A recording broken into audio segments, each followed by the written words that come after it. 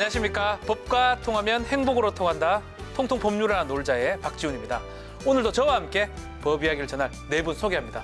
안녕하세요. 안녕하세요.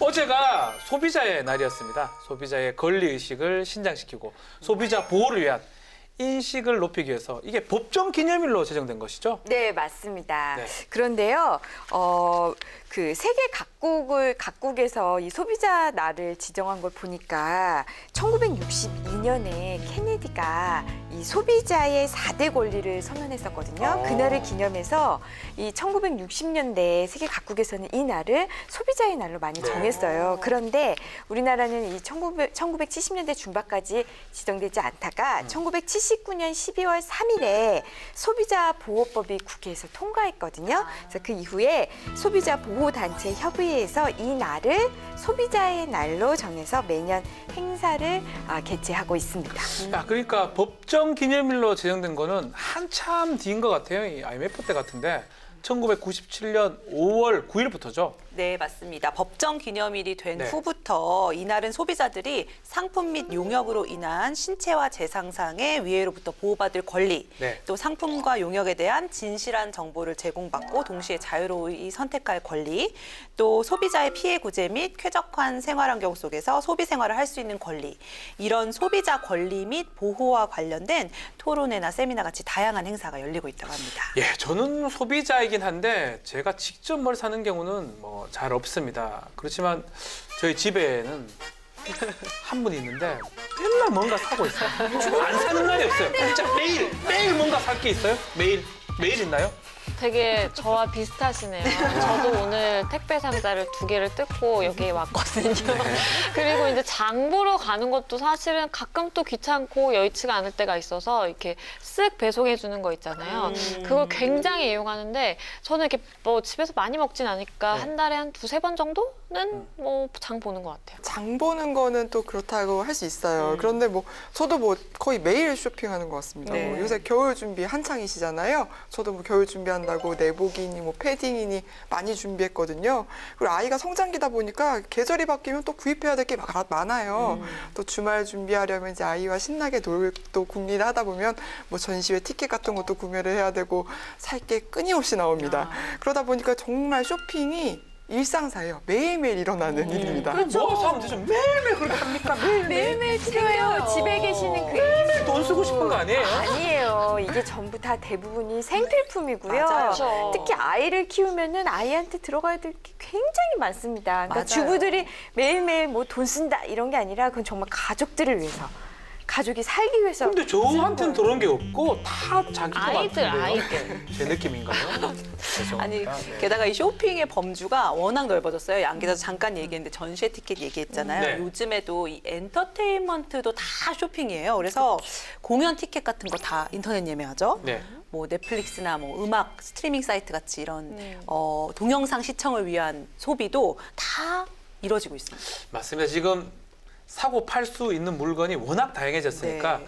이제는 진짜 못 사는 거 없을 것 같아요. 맞아요. 다 인터넷이나 이걸 통해서 네. 구할 수 있죠. 맞아요. 이 유통산업이 오프라인에서 온라인으로 넘어간 지 사실 한참 됐고 요즘에는 이제 각종 SNS를 통해서도 물건을 사고 파는 루트가 굉장히 다양해졌습니다. 그러다 보니까 아무래도 그 사람들이 쇼핑을 하는 횟수라든지 빈도라든지 품목도 굉장히 다양하게 늘어나게 되겠죠. 네, 거기다 뭐 결제 방식은 또 얼마나 간편해졌습니까? 예전엔 뭐 현금, 카드만 됐다면 요새는 뭐 사실 미리 등록만 해놓는다면 5초도 안 걸리는 것 맞아요. 같아요. 네. 지문으로 가능하고 비밀번호로 이용하니까요. 네. 다양한 물건을 편하게 사는 뭐 여성뿐만 아니라 남성들도 좋은 그런 세상이 됐는데요. 자, 그래서 오늘은 그간 우리나라의 유통산업은 어떻게 변했는지 또 그 속에서 소비자의 보호와 권리는 제대로 지켜지고 지고 있는지 이 점을 알아보겠습니다. 먼저 어떤 법을 봐야 됩니까? 네, 먼저 우리가 살펴볼 법은 전자상거래 등에서의 소비자 보호에 관한 법률인데요. 우리가 좀 줄여서 전자상거래법이라고도 합니다. 네. 이 전자상거래와 또 통신 판매 등에 의한 재화와 용역의 공정한 거래에 관한 사항을 규정해서 소비자의 권익을 보호하고 또 시장의 신뢰도를 높여서 국민 경제의 건전한 발전에 이바지함을 목적으로 2002년 3월 30일에 제정된 법률입니다. 네, 요즘 집 앞에 생필품도 인터넷으로 사잖아요. 맞아요. 바로 오더라고요. 그래서 이 전자상거래가 또 인터넷 거래가 활성해진 만큼 전자상거래법 그것 때문에 제정된 것이네요. 그렇습니다. 그리고 올해는 이 소비자 피해 사건이 참 많았잖아요. 많았어요. 맞습니다. 그만큼 많이 거론된 것이 또 집단 소송인데요. 네. 현재 우리나라의 집단 소송과 관련된 법률이 이제 2004년에 제정된 그 증권과 관련된 그 집단 소송법밖에 없습니다. 그래서 국회에서도 소비자 집단 소송법 제정을 두고서 지금 논의 중인데 어떤 내용인지 오늘 한번 자세히 다뤄보면 좋겠습니다. 네. 20대 국회 발의현황 어떻게 됩니까? 네, 먼저 전자상거래법은요. 현재까지 총 18건이 발의되고 4건이 처리되고 14건이 계류 중인데요.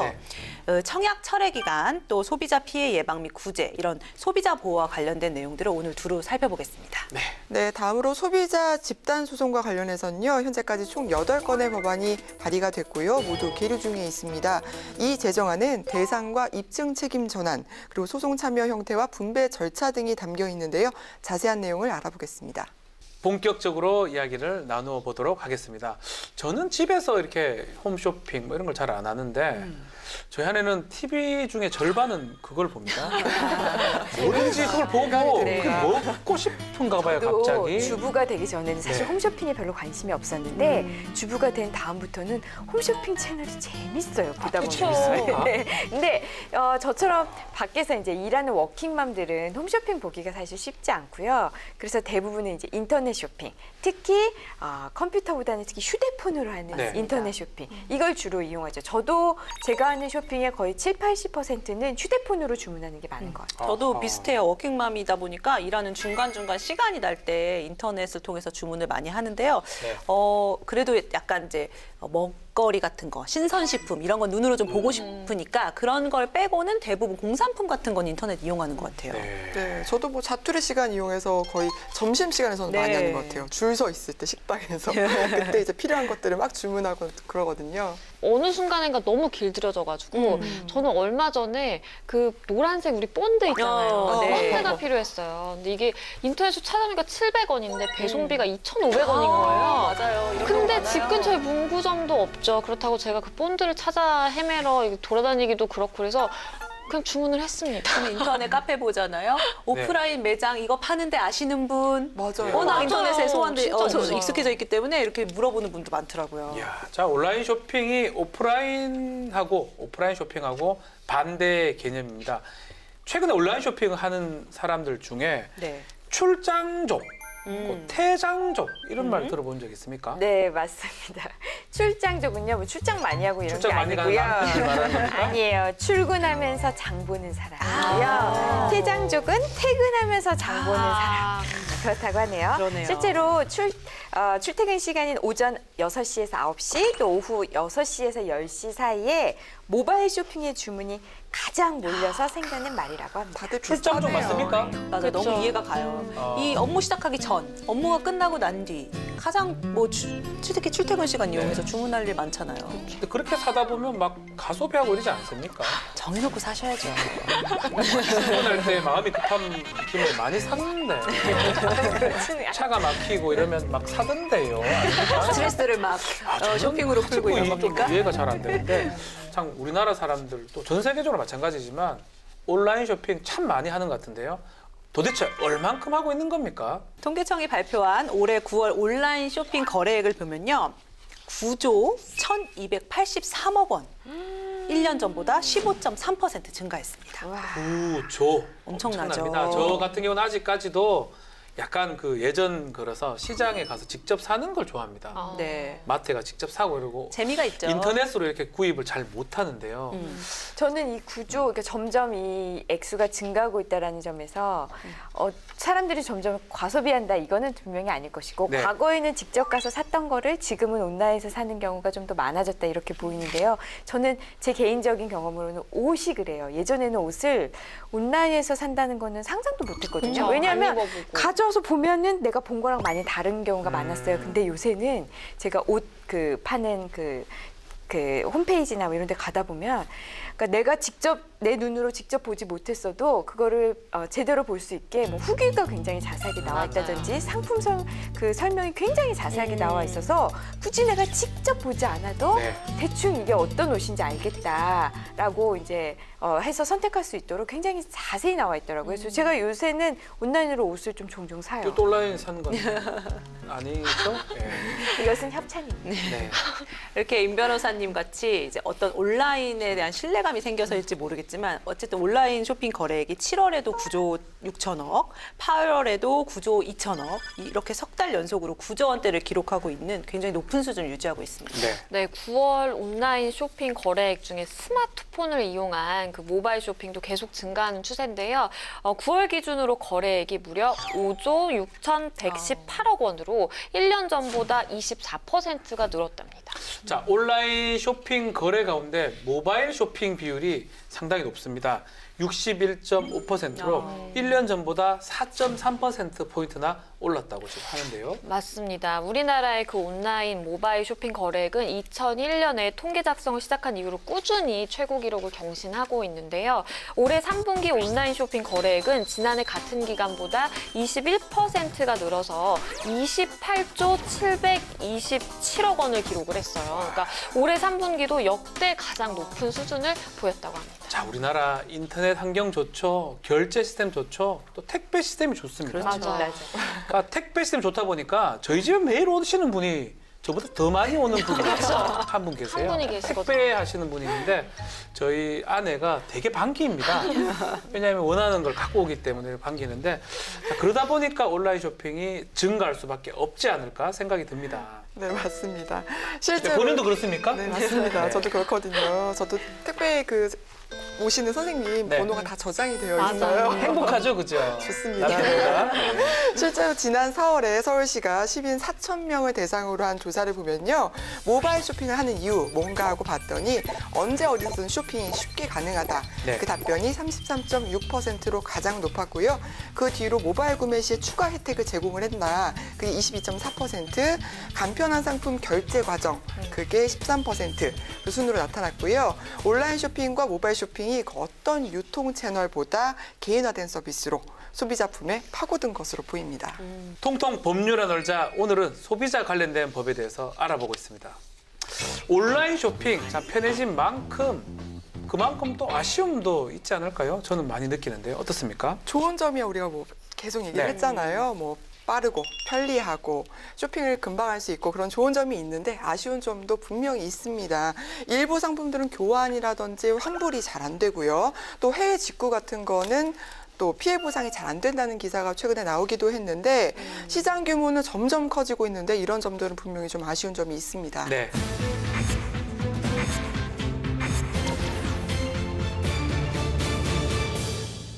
거기다가 이 판매 관련해서 정부 기관의 규제가 제대로 이루어지고 있는지도 의심스러운데요. 왜 얼마 전에 이 제과 관련한 이슈 있었잖아요. 그렇죠. 그런 식으로 약간 잊을만 하면 이 상품 관련한 문제점이 터져 나오기 때문에 이 규제에도 좀 허술한 게 있는 거 아닌가 이런 생각도 들거든요. 저는 그래도 지금도까지 걱정되는 게 반품이 가능하냐 이런 게 가장 걱정되는 부분이거든요. 네. 반품 규정, 제품 구입 시 반드시 확인을 좀 해야 되는데 다들 좀 봅니까? 반품 되는가 안 되는가?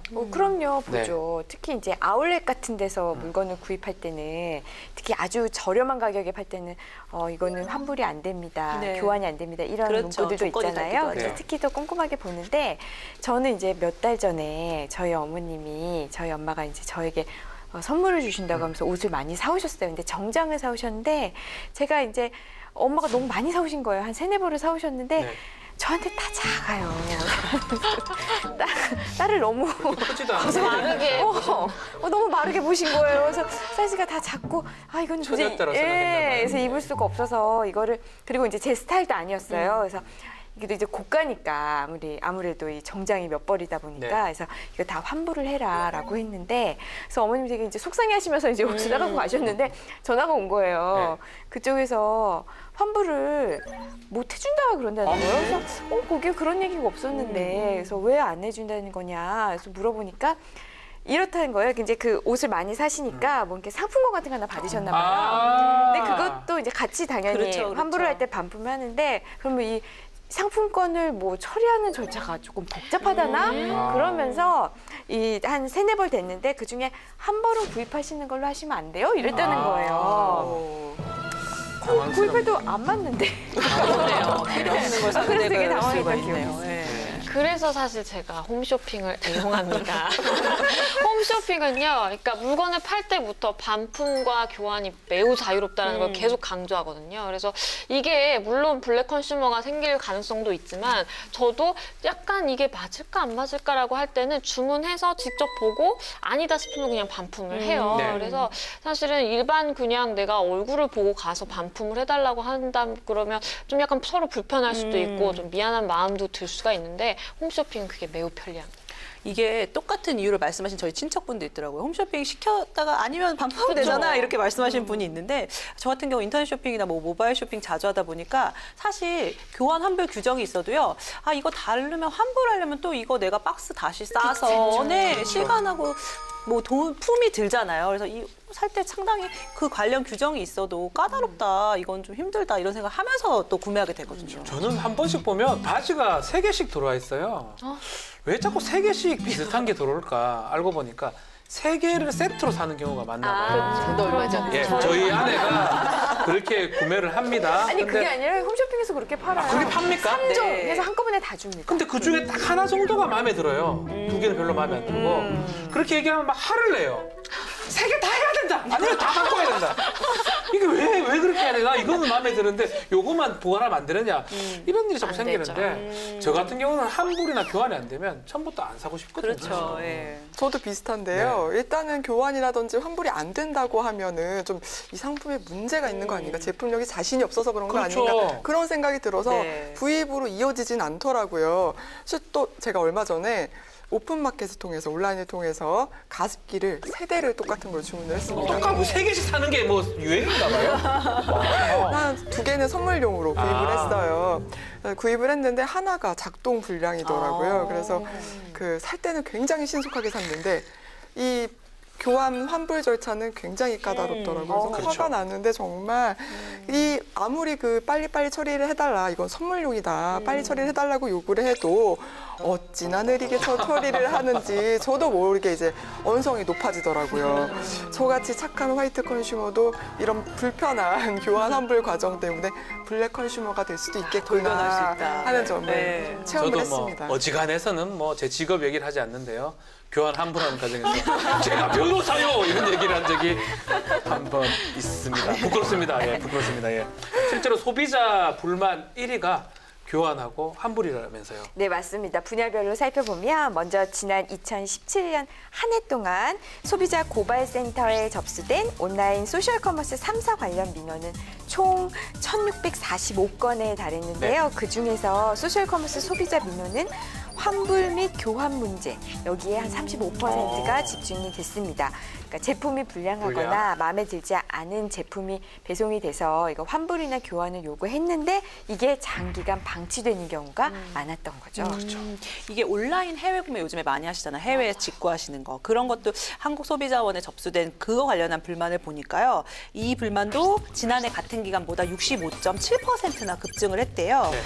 그래서 이 온라인 해외 구매 관련한 불만을 분석해 보면요. 지난해에는 5,700여 건이 상반기에 접수가 됐는데 올해 상반기는 9,400여 건이 접수가 됐대요. 그만큼 그 거래도 늘었고 불만도 늘은 걸로 보이는데 네. 불만의 이유로도 역시 취소 환불 및 교환 지연 및 거부 이게 37.8%로 가장 많은 수치를 차지했다고 합니다. 네. 그렇다면 현재 우리나라의 교환 환불 규정은 어떻게 돼 있습니까? 이 현행 전자상거래법에 따르면 통신 판매업자와 이 재화 등의 구매에 관한 계약을 체결한 소비자는 계약 내용에 관한 서면을 교부받은 날로부터 7일 이내에 청약을 철회할 수가 있거든요. 이게 바로 청약 철회 제도인데요. 계약이 체결된 후에도 일정 기간에 그 청약을 철회할 수 있는 기간을 주고 그리고 그 기간 내에 내가 계약을 철회하겠다라고 한다면 그 계약이 처음부터 아예 없었던 것으로 이제 되는 건데 소비자의 단순 변심이라든지 아니면 뭐 구매 판단에 착오가 있었다라든지 또 상품이 하자가 있었다는 경우 그런 경우에 사실은 청약을 철회할 수 있도록 하는 소비자를 보호하는 제도라고 볼 수 있겠죠. 네. 할부 거래에 관한 법률상 청약 철회 기간은 7일입니다. 그렇지만 선불식 할부 거래라면 14일이고요. 또 다만 방문 판매법상의 청약 철회 기간은 14일입니다. 조금씩 달라요. 일주일, 2주일 다른데요. 왜 이렇게 다르죠? 네, 먼저 방문 판매의 경우에는요, 구매 의사가 없던 소비자가 일단 방문을 해서 이제 설득을 당하다 보면 이제 쉽게 구매하는 경우가 있지 않습니까? 네. 집에 와가 막 하니까. 네. 그러다 보니까 강권에 의해서 소비를 하는 경우가 많기 때문에 이럴 경우를 보호하기 위해서 청약 철회 기간을 14일 정도로 두고 있습니다. 또 선불식 할부 거래 역시 소비자가 이 물품 등의 대금을 2개월 이상 기간에 나누어서 결제를 하거나 전부 또는 일부를 해야 하기 때문에 그 일반 할부 거래 등에 비해서 소비자 보호의 필요성이 크다. 보호를 좀 더 해줘야 한다는 입장에서 14일로 규정을 하고 있습니다. 그에 반해서 이제 전자상거래 같은 경우에는 자기가 이제 필요한 물건을 먼저 자발적으로 선택을 하는 거잖아요. 그래서 이 다른 거래들에 비해서 좀 단기로 정해 놓은 건데요. 하지만 이 또한 비대면 거래이기 때문에 네. 정보가 절대적으로 부족합니다. 그렇죠. 직접적인 대면 거래보다. 실물 그래서 보는 게 아니잖아요. 맞아요. 정확한 정보를 알지 못한 채 구매가 이루어질 수 있기 때문에 이 청약 철회 기간의 차이가 있는 것은 이제 소비자 보호에 미흡하고 또 형평성에도 문제가 있다라는 지적이 있습니다. 예, 7일, 딱 7일이면 이게 짧은 것 같기도 하고 긴 것 같기도 하고 저 같으면 7일이면 뭐 그 이상 까먹습니다. 하지만 저희 아내가 보면 7일 동안 고민을 하고 있던 경우 봤거든요. 조금 애매합니다. 이 7일이라는 기간이. 저는 짧다고 생각합니다. 짧죠. 여자들 네. 솔직히 좀 오랫동안 그 여운이 가잖아요. 샀을 때 여운이 10일, 15일 가죠. 이게 여운도 여운이지만요. 네. 예를 들면 주말에 제가 쇼핑을 했어요. 그래서 이 형 아닌 것 같아. 교환 환불을 하고 싶어. 근데 출근을 하잖아요. 주중에. 네. 갈 수가 없어요. 근데 주말에 애가 아프거나 갑자기 일이 생기거나 한 번 놓치면. 그러면 일주일이 후딱 지나가 버려서 탁 그렇네요. 놓쳐요. 그러니까 7일은 저는 너무 짧은 것 같습니다. 저는 실제로 경험한 적이 있어요. 출장을 다녀오는 사이에 물건이 도착을 했습니다. 그러나 출장을 다녀온 이후에 물건을 개봉해서 봤는데 문제가 있는 거죠. 마음에 안 그래서 들고. 네, 교환 환불을 받아야 됐는데 이미 시간이 일주일이 지나버려서 이 교환 환불 과정에서 굉장히 좀 애를 먹었던 기억이 있거든요. 그렇군요. 예. 네. 이 보니까 미국의 경우에 환불이 굉장히 용이하다고 하는데요. 이 환불 기한도 상품 종류에 따라 굉장히 다르지만 대개 한 달 이상인 경우가 많고 네. 예를 들면 우리가 포장만 뜯었어요. 그럼 포장비만 달라. 이런 식으로 약간 융통성이 있는 식의 환불 제도가 있다고 하고요. 실제로 이 외국 업체인데 국내에서 이제 영업을 하는 업체들 있잖아요. 거기 뭐 업체는 단순 변심에 의한 묻지도 따지지도 않고 바로 그냥 질문 없이 환불을 해주더라고요.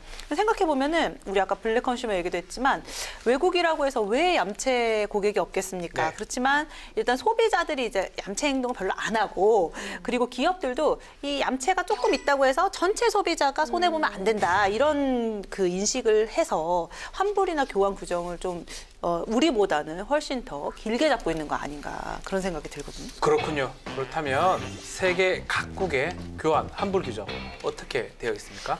먼저 미국 같은 경우에는요, 역시 세계 최대 자본주의 국가답게 이 소비 문화 역시 그만큼 발달이 돼 있습니다. 그래서 오래전부터 환불 제도가 소비자 중심으로 자리를 잡았는데요. 이 청약 철회 기간 없이 개별 약관을 따르고 있어요. 그래서 미국에서 환불은 소비자의 당당한 권리다라는 것을 사실 보여주는 거고요. 저도 기억에 남는 게 미국에서 이제 가전제품을 하나 샀었는데 네.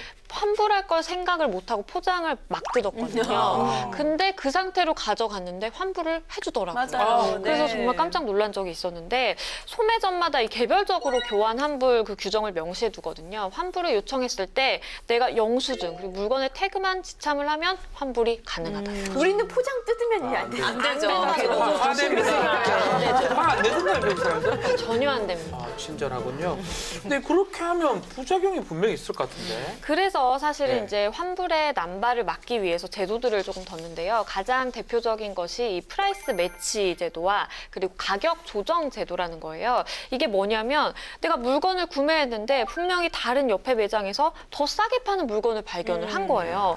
그러면 차이 나는 가격만큼 이거를 깎아달라고 할 수 있고요. 물론 뭐 환불을 한다고 하더라도 자유로우니까 사실은 가능한 거죠. 그래서 아무래도 환불이 자유롭긴 하지만 이런 제도들이 다 있다 보니까 그만큼 좀 환불을 그래도 줄일 수 있는 그런 제도가 좀 있는 것 같아요. 참 신기해요. 제가 주말간에 어떤 행사장에 갔습니다.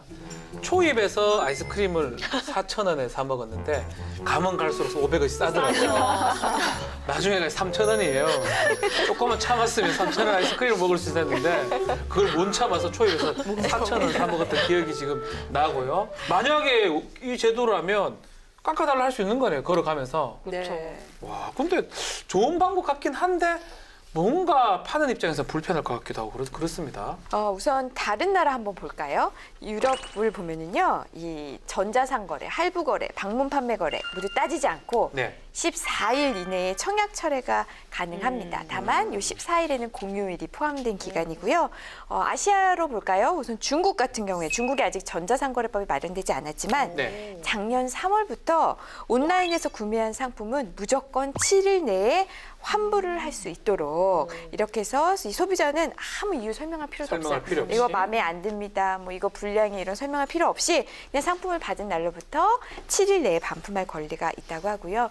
일본은 공휴일을 포함해서 8일의 청약 철회 기간을 규정을 하고 있습니다. 다만 판매업자가 사전에 이것은 청약 철회 안 됩니다라고 이야기한 경우에는 청약 철회를 할 수 없다고 하네요.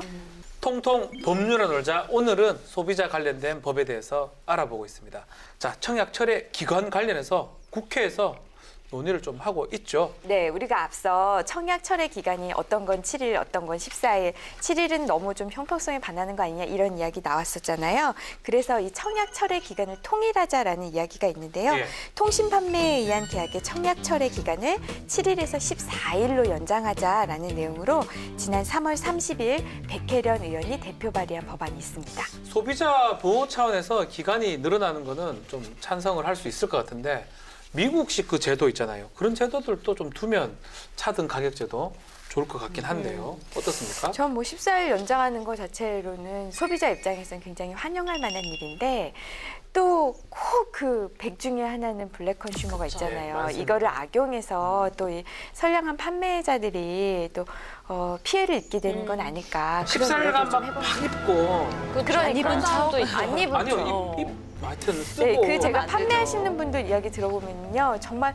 누가 봐도 다 입어보고, 근데 누가 봐도 막 다 자국 있고 그런데 본인은 끝까지 안 안 했다. 입었다고 우기는 경우, 방법이 그래서 없네요, 그러면. 재판매도 못하게 하는 경우, 그렇죠. 이런 경우가 종종 있다고 하네요. 그러네요. 근데 14일, 7일이 아까 말씀드린 대로 여러 이유로 좀 한계가 있는 것 같으니까 조금 말씀하신 보완 규정을 만들어서 14일로 늘리는 것이 전 맞다고 생각을 하는데 지금 우리도 뭐 최저가 보상제 이런 거 뭐 법으로 규정돼 있지는 않지만 업체에서 하는 데도 있거든요. 그런 걸 좀 만들어가지고 해보면 어떨까 싶기도 한데요. 그래서 이 청약 철회 기간을 두고 절충안을 마련한 그 법안도 있는데요. 현재 7일 이내에 청약을 철회할 수 있도록 한 규정에 공휴일이 포함이 되는지 아니면 안 되는지 이게 명확하지 않아서 사실은 이 분쟁이 많이 발생하고 있는 상황입니다. 그래서 공휴일은 제외한다라는 내용을 아예 명시를 하자라는 내용이 있고요. 그리고 또 이게 중요한데 우리가 교환이나 이제 환불을 할 때 직접 만나거나 뭐 전화 통화를 하거나 그러다 보니까 내가 다 설명해야 되고 불편한 일들이 계속 생기잖아요. 사실 현행법에 따르면 전자우편 아니면 전자문서를 통해서 우리가 청약 철회를 또 할 수 있거든요. 네. 그래서 이 부분을 소비자가 잘 모르니까 더 잘 알 수 있도록 아예 쉽게 이해할 수 있게 표시를 하자라는 내용까지 다 포함한 내용으로 지난 2월 9일에 유동수 의원이 대표 발의한 법안이 있습니다. 네, 공휴일 제외는 저도 좀 해야 되지 않을까. 특히 빨간 날이 말일에 있으면 하루 정도는 늘려줘야지만이 그렇죠. 환불할 수 있는, 교환할 수 있는 기회가 되지 않을까 그런 생각이 좀 듭니다. 거기다가 뭐 청약 처리할 때 사실 좀 명시를 좀 소비자들이 알기 쉽게끔 명시를 좀 해줬으면 좋겠다는 생각이 들어요. 어떻게 보면 사업자가 당연히 해야 할 의무인데 이런 것들이 좀 법안에 명시가 되어야 된다고 하니까 좀 아쉽기도 합니다. 네. 맞아요. 지금 나온 의원님들이 낸 개정안 보더라도 좀 부작용을 보완을 하면서도 어쨌든 소비자 보호가 필요하다는 쪽으로 방향은 가는 것 같거든요. 그래서 누구나 알기 쉽게 좀 잘 알려주고 그걸 얼른 고쳐가지고 신속하게 통과됐으면 합니다. 네, 통통 법률아 놀자. 오늘은 소비자 관련된 법에 대해서 알아보고 있습니다. 지금까지 소비자 보호 관련된 청약 철회 기관에 대해서 알아봤는데요.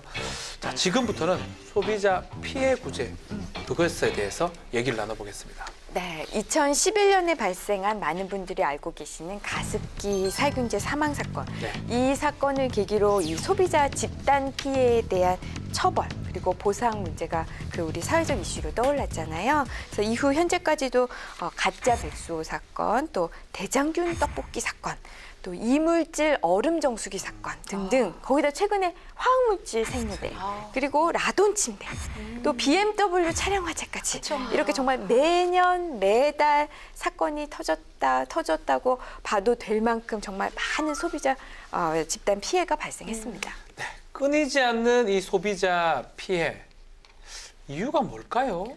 아까 임방글 변호사님이 이렇게 하나하나 사건을 언급해 주실 때마다 슬슬 이게 화가 나죠. 분노가 화가 올라오는데요. 나죠. 네. 이유를 생각해 보면 수도 없이 맞는 것 같습니다. 먼저 얼마 전에 그 왜 일본에서 수입된 BCG 백신에서 그렇죠. 비소 나왔다는 거 아마 애 키우는 엄마들 다 놀라셨을 깜짝 거예요. 놀랐죠. 네. 네. 한 살도 안 된 애가 태어나자마자 맞는 건데 이거 도대체 제대로 검사해서 수입한 건가 이런 생각 들더라고요. 그래서 국가가 관리 감독 제대로 못 해주는 것 같다. 이거 분노하시는 엄마들 많으셨을 네. 거예요. 그런데 일련의 소비자 사고 보더라도 국가 관리 감독 기능 제대로 되고 있는 거 맞아? 의심하게 되죠. 이 부분에서 벌써 이유를 하나 찾을 수 있겠고 또 하나 관련 법 규정이나 제도가 잘 돼 있다고 해도 사업자가 빠져나갈 구멍들이 많은 거 아닌가 이런 법의 허점들이 좀 있는 거 아닌가 이런 생각이 들고요. 이건 좀 어떻게 보면 마지막으로 근본적인 문제 같은데요. 결국 이거 우리가 소비자로서의 정체성이 다 있지만 쓰더라도 결국 우리 사람이 쓰는 건데 이 기업이 이윤을 생각하는 거 어떻게 보면 당연하지만 화학 제품 같은 거, 인체에 위험한 거, 사고의 위험이 있는 거 이런 거는 좀 소비자 입장에서 생각해 줬으면 하는 기업의 마인드 요즘 아쉽다는 생각이 들어요. 그럼 이제 네. 다른 말로 표현을 하면 기업에서 뭔가를 만들 때 좀 꼼꼼하게 덜 보는 거죠. 만약에 내가 이거 꼼꼼하게 안 보면 큰일 나. 이거 내가 솔직히 잘못해가지고 정말 피해가 발생하면 우리 회사 문 닫아야 돼. 만약에 그런 위기의식이 있다면 꼼꼼하게 안 볼까요? 위험을 좀 보겠죠. 하나하나 보겠죠. 그래서 정말 뭐 하나 물건 잘못 만들어서 피해가 발생할 경우에 내가 정말 엄청난 손해배상금을 물어야 된다. 우리가 집단소송 제도나 징벌적 손해배상 손해배상. 제도가 정말 철저하게 지켜지고 있다면 미국과 같이 네. 그렇다고 한다면은 정말 저는 기업이 지금보다 훨씬 주요 의무를 엄격하게 이행을 할 것 같아요. 그런 점에서 우리나라는 기업들이 어찌 보면은 너무 기업하기 좋은 나라예요. 이런 면에서만 기업하기 좋은 본다면. 나라 좋은 얘기 같은데 이런 면에서만 기업하기 본다면. 좋은 나라입니다. 그러니까요. 집단 소송은 사실 한 명의 피해자가 가해자를 상대로 이제 소송을 한 경우에 다른 피해자들도 별도의 내가 소송을 제기할 필요 없이 그 해당 판결로 피해를 다 구제받을 수 있는 제도죠. 근데 우리나라에서는 아직까지 이 소비자 집단 소송제가 이제 도입이 되지 않았다는 것도 사실 이유 중에 하나가 될 것 같아요. 네, 우리나라에서 인정하는 집단 소송은 2004년도 증권 관련 집단 소송만 인정이 되고 있는데요. 나머지는 없죠, 지금까지는. 맞습니다. 그래서 지금 뭐 많은 법률사무소에서 진행하고 있는 다수의 집단 소송 같은 경우에는 단체 소송 형태로 지금 진행을 하고 있는데 단체 소송 같은 경우에는 사실은 이제 유사한 피해를 본 여러 소비자들이 모여서 가해자, 해당 뭐 기업을 상대로 소송을 제기하기 때문에 판결의 효력이 그 당사자들에게만 미친다는 한계가 있죠. 네, 집단 소송이 제가 도입이 된다 그러면 증권뿐만 아니고 다른 데 다 도입이 된다 그러면 판결 하나 받으면 그 판결을 효과가 전원에 미치는 겁니다. 그러게 된다면 기업 입장에서는 손해가 이만저만이 아닌 상황이 될 수 있기 때문에 책임 윤리 경영을 하지 않을까. 그래서 집단 소송을 도입해야 된다. 이런 얘기가 많이 지금 제기되고 있습니다. 사실 소비자단체소송법 같은 경우는 지난 국회에서도 계속 논의가 됐던 내용입니다. 네. 하지만 그럴 때마다 기업들이 아무래도 피해를 많이 입을 수 있다 이런 이유로 도입이 배제가 되기도 했고 또 법이 제정이 됐을 때 지나치게 또 많은 소송으로 불필요한 소송이 많아질 수 있다 이런 우려 때문에 번번이 부딪혀 왔습니다. 국회가 뭐 공청회라든지 토론회 열고 정말 법적인 논의 많이 했거든요. 근데도 아직도 갈 길이 멉니다. 네. 예전에 이 기자님 잠깐 말씀하셨는데 제철 법안 얘기하셨었거든요. 법안을 처리해야 될 제때가 있는 것처럼 제때 처리하는 것도 의미가 있다고 네. 생각이 듭니다. 국회가 좀 잊지 않고 좀 빠르게 처리를 해주길 기대를 해보겠습니다. 일련의 사건들을 두고 한국소비자단체협의회가 집단소송제 도입 추진하고 나섰죠. 네, 맞습니다. 한국소비자단체협의회와 11개 회원단체가 지난달 국회 앞에서 기자회견을 열었어요. 그러면서 이 집단 소송 제도가 마련되지 않아서 이렇게 소송에 참여한 소비자만 구제를 받을 수가 있고 네. 이 또 민사소송의 입증 책임이 오롯이 소비자한테만 있다 보니까 너무 불합리하다라는 점을 지적했고요. 또 이렇게 소비자 안전을 위협하는 사고는 계속되고 있는데 피해 구제는 제자리 걸음만 걸음이죠. 반복하고 있다면서 이 소비자 집단 소송 제도의 도입을 요구했습니다. 네, 집단소송이 된다면 소송에 참여하지 않더라도 이거를 뭐 구매했다라는 것만 나중에 제출하면 그 소송 효과를 받는 거죠. 지금은 단체로 소송을 해가지고 전원이 다 소송에 참여를 해야지 참여자만. 판결을 받을 수 있기 네. 때문에 많이 좀 어려운 상황인데요. 자, 집단소송에 대한 법무부 입장은 어떤가요? 네, 지난 9월에 법무부 장관이 이 BMW 화재, 또 가습기 살균제, 그리고 또 개인정보 유출 이렇게 여러 사건으로 피해를 본 분들하고 같이 집단소송제 확대 도입을 위한 현장 정책 간담회를 했대요. 이걸 한 뒤에 실효적인 피해 구제와 사전 예방을 위해서 집단적 피해가 반복적으로 발생할 우려가 큰 분야에서 집단소송제를 도입하겠다. 이렇게 분야가 말씀하셨답니다. 네. 그리고 입법을 통해 소송 허가 요건과 집단 소송 절차를 합리적으로 개선하겠다. 그러니까 맞아요. 어쨌든 의지는 밝히신 것 같아요. 지금 현재 집단 소송 도입된 게 아까 우리 증권 관련 소송 이야기했지만은 진짜 집단 소송 그거 하기 어렵죠. 어렵죠. 네, 그러니까 좀 그 절차도 개선해야 될 필요가 네. 있어요. 네, 그리고 얼마 전 열린 공정경제 전략회의에서 국회에 계류 중인 상법하고 집단 소송법 관련 법안의 통과를 촉구한다, 이를 지원한다라고 입장을 발표했는데요. 자, 세계 각국의 소비자 집단 소송법 과연 어떤지요? 이게 궁금합니다. 집단 소송제를 처음 도입한 국가는 영국입니다. 그런데 가장 활발한 곳은 미국인데요. 네. 이 미국 같은 경우에는 제조업은 물론이고 뭐 보험, 의료와 같은 서비스업까지 거의 대부분 분야의 집단 소송을 허용하고 있습니다.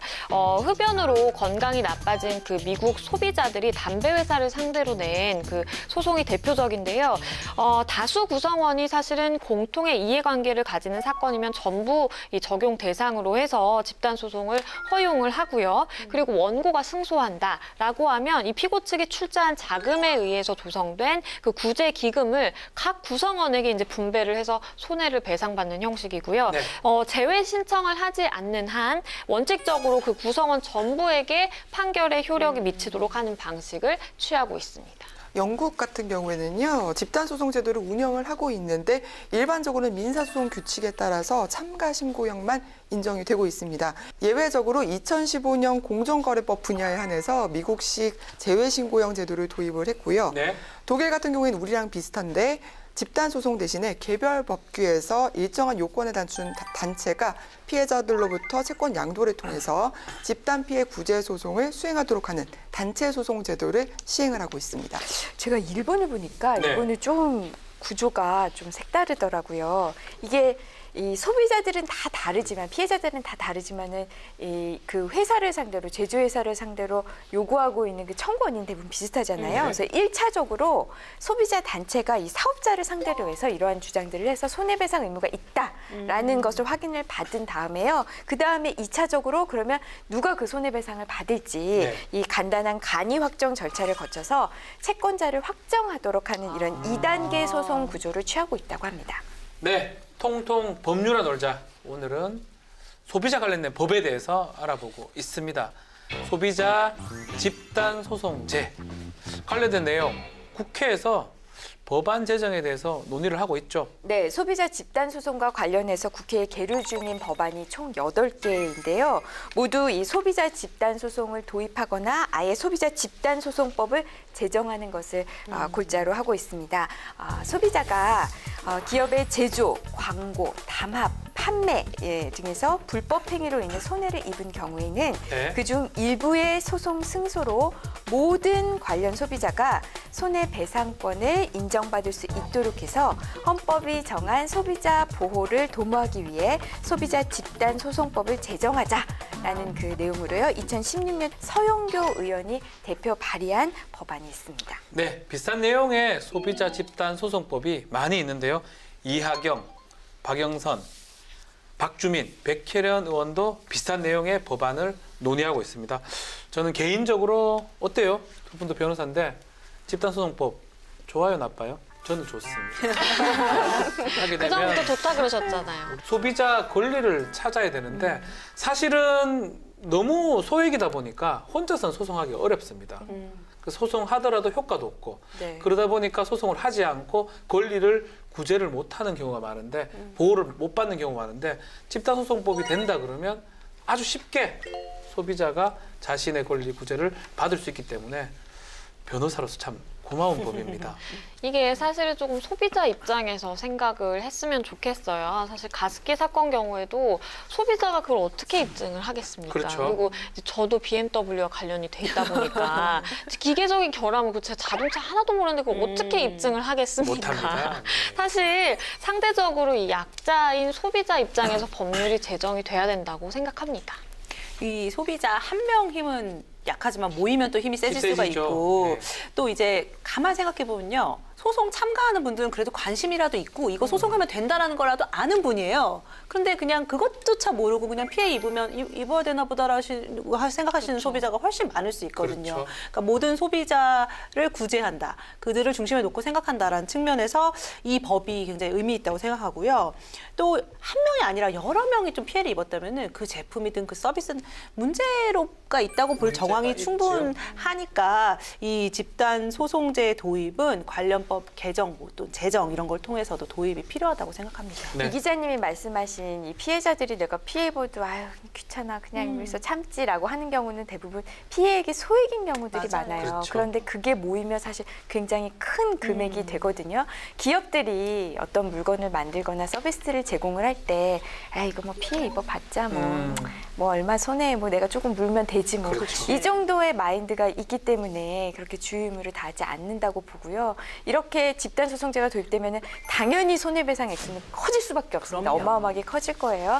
그래서 이렇게 이런 것들이 도입돼야 이제 기업들의 좀 윤리 의식이 좀 더 높아진다. 네. 좀 주의 의무를 하려는 그 마음이 좀 높아진다. 이렇게 생각을 해봅니다. 지난 17대 국회에서 6건, 그리고 18대 국회에서 4건, 19대 국회에서는 17건이 발의가 됐었습니다. 대부분 논의조차 제대로 못 해보고 폐기가 됐었거든요. 소비자 집단소송제와 관련해 우리 20대 국회에선 도입 가능성이 어느 때보다 높아 보입니다. 네. 좀 활발하게 논의가 돼서 우리의 바람대로 좀 이루어졌으면 기대해 봅니다. 네, 마지막으로 이 무작정 도입에만 신경을 쓸 게 아닌 것 같아요. 소비자한테 어떻게 유리하게 쓸 수 있을지 정교하게 설계가 돼야 될 것 같고요. 또 한편으로는 너무 무분별하게 집단소송이 또 남용되지 않을까 이 부분도 고려를 해야 될 것이라고 생각이 됩니다. 자, 오늘은 소비자에 대한 법에 대해서 알아보았는데요. 소비자의 권리를 지키고 또 보호할 수 있는 새롭게 시행되는 내용들이 있죠. 네, 그동안 이 소비자의 생명, 신체 그리고 재산에 위해가 발생하는 사안에 대해서 이 위해 물품 등을 제공한 사업자에게 한국 소비자 원장이 시정 권고를 할 수 있었어요. 네. 권고 그렇습니다. 이 시정 권고를 사업자가 이행하지 않을 경우에 이 이행을 강제할 수단이 없었겠죠. 네, 없었겠죠. 그리고 이 시정 요청에 대해서 시정 요청을 했는데 이거를 이행을 했나 안 했나 확인할 수 있는 방법조차 없었어요. 그런데 앞으로 이 한국 소비자 원장은 이 위해 물품 등과 관련해서 시정 권고를 받은 사업자한테 내 시정 권고 수락하겠느냐, 또 그 이행 제대로 했느냐, 그 이행 결과 등의 제출을 요청할 수 있도록 하고요. 만약에 시정 권고를 이행하지 않았다, 네. 그러면 공정거래위원회에 시정 요청을 해줄 것을 건의할 수 있도록 이렇게 만들어서 공정거래위원회의 시정 요청을 받은 관계 중앙행정기관의 장은 그 조치를 했는지 그리고 그 내용을 신속히 공정거래위원회에 통보하도록 작년 10월 23일 김성원 의원이 대표 발의한 법안이 통과됐습니다. 네, 이에 대한 내용이 지난 3월 13일부터 시행을 하고 있는데요. 자, 이 기자 어떻게 보십니까? 이게 제가 아까 그 왜 자꾸 비슷한 소비자 관련 사안이 발생하냐라고 네. 했을 때 분노했던 지점 중에 한 가지입니다. 제도가 있는데 운영이 제대로 안 되고 되니까. 허점이 있는 부분 바로 이런 거거든요. 그렇죠. 뭐 시정 권고를 해도 안 들으면 그만이다라고 해버리면은 이게 인스나 마나한 제도인데 그 부분을 잘 메꾼 것 같고요. 이게 시행이 되고 있으니까 그런 부분 기존에 좀 미흡했다고 생각하는 부분들을 잘 보완해 주리라고 기대합니다. 앞으로 소비자 구제 업무도 전문적으로 이 기관에게 위탁할 수 있다는 그런 제도가 생겼다면서요. 네, 맞습니다. 그동안 이 가습기 살균제 피해와 같이 대규모 소비자 피해가 발생을 했을 때 네. 정부 부처 간의 이제 책임 소재가 불분명하고 또 범정부적 차원에서의 종합 대책을 마련하기 위해 좀 어려운 문제가 많이 있었습니다. 그래서 소비자 정책위원회가 이 실질적인 범정부 컨트롤 타워로서의 그 위상을 갖도록 하기 위해서 소비자 정책위원회 위원장을 국무총리로 그리고 공정거래위원장을 그 간사위원으로 변경을 하고요. 만약에 긴급 상황이 발생했다라고 했을 때 국무총리 주재로 이 간사인 공정거래위원회와 그 소비자 피해 발생 관련 부처들로 구성된 긴급 회의를 개최를 해서 종합 대책을 수립할 수 있도록 하자라는 내용으로 2016년 10월 28일에 유의동 의원이 대표 발의한 법안이 얼마 전에 통과됐습니다. 네, 이에 대한 내용이 지난 5월 1일부터 시행을 하고 있습니다. 소비자 정책위원장이 국무총리로 격상이 됐고요. 소비자 중심 경영을 하는 사업자에 대해서 소비자 중심 경영 인증 이런 것들을 할 수 있도록 된 것 같은데요. 이거 좋은 것 같은데 어떻습니까? 네, 소비자 분쟁 그 처리 기간이 일단 단축돼서 좋은 네. 것 같고요. 여기에 더해서 외국에서 이제 분쟁이 발생하거나 리콜이 발생했을 때 어떻게 대응해 나갈 건지도 세심하게 방향을 잡으면 좋을 것 같습니다. 이게 사실 우리나라 자체적으로 이렇게 소비자 권익 보호를 위해서 앞장서는 그런 모습을 많이 보여야지만 많은 이제 글로벌 기업들이 사실 위기가 발생을 하면 각 국가별로 이제 대응하는 그 방식이 다르잖아요. 약간 우리나라에서 대응하는 거는 너무 대충 한다라는 인식을 맞아요. 지울 수가 없어요, 사실. 그렇기 때문에 이런 거 하나하나부터 우리나라에서 조금 더 챙겨준다라고 하면 이 상황이 조금 나아지지 않을까 싶습니다. 저는 소비자 중심 경영 인증제도 도입을 환영을 하는데 네. 문제는 이게 좀 홍보가 잘 돼야 될 홍보가 것 돼야 같아요. 되겠죠. 이게 나중에 인증된 걸 누가 봐도 이게 무슨 의미인지 그렇죠. 모르면 네. 큰 의미가 네. 없잖아요. 그래서 좀 여기에 대한 홍보가 필요해 보입니다. 맞아요. 그 인증제 없는 것보다는 낫겠지만은 저 인증제 자체를 나 믿어도 되나? 그렇게 생각할 경우 가끔씩 있거든요. 이 인증 받았다, 저 인증 받았다 이런 맞아요. 얘기 듣는데 뭐 예를 들면 우리 뭐 어린이집 인증 어린이집, 뭐 친환경 인증 이거 뭐 어떻게 뭐 믿을 수 있나? 인증 뭐 대여섯 개 받아놔가지고. 네. 네. 그러니까 물론 이걸 똑같은 선상에서 볼 수는 없지만 이 인증제도의 확실한 관리, 체계적인 관리 여기도 신경을 썼으면 좋겠습니다. 네, 통통 법률 알자. 오늘은 소비자 관련된 법에 대해서 알아보았는데요. 저는 뭐 소비를 많이 하는 편은 아니지만 이렇게 얘기를 하다 보니까 청약 철회 기간도 많고 많은 소비를 좀 하고 싶다는 생각도 듭니다. 어땠습니까 오늘? 옛날에는 네. 아껴야 미덕이다 그랬잖아요. 요즘에는 잘 써야 미덕이잖아요. 잘 써야 된다. 네. 잘 함부라고 잘 써야 된다. 네, 뭐 팍팍 쓰라는 게 아니지만 정말 현명한 소비가 필요하잖아요. 그럼 소비자의 권리도 그 현명한 소비를 위해서 필수적이거든요. 그런 제도적 장치 마련이 필요하다고 생각합니다. 자, 그럼 마무리를 하겠습니다. 국내 소비자들은 호갱이다.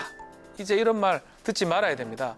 기업들의 안일한 대응 속에 소비자 권리 보호가 강화될 수 있는 보완책이 속히 마련되기를 진심으로 바랍니다. 그럼 다음에도 행복으로 통하는 법약을 가지고 돌아오겠습니다. 감사합니다. We're flying up no ceiling when we in our zone. I got that sunshine in my pocket, got that good soul in my feet. I feel that hot blood in my body when it drops. Ooh, I can't take my eyes off of it, moving so phenomenal.